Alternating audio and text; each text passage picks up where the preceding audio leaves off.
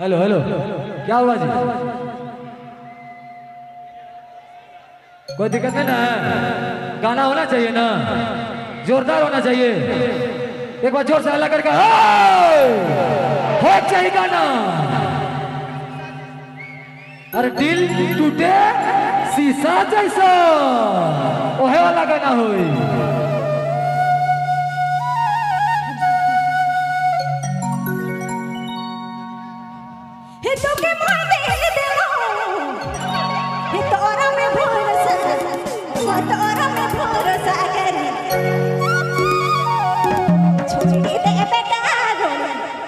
तोड़ी दे बेरे सोना छोड़ी दे बेटा होड़ आराम के लागे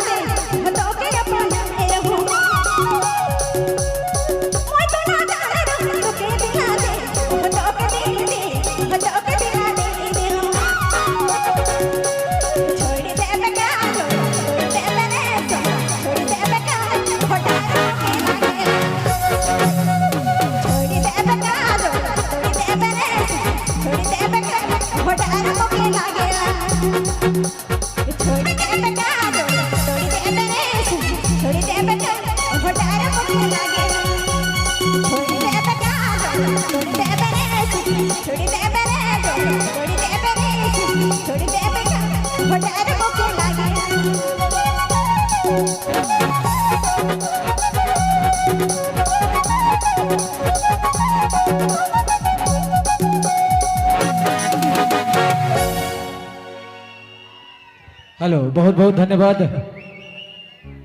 अगले 2-3 गाना के बाद पुनः आपको आना होगा, वहाँ पर थोड़ा सा रिलैक्स हो लें।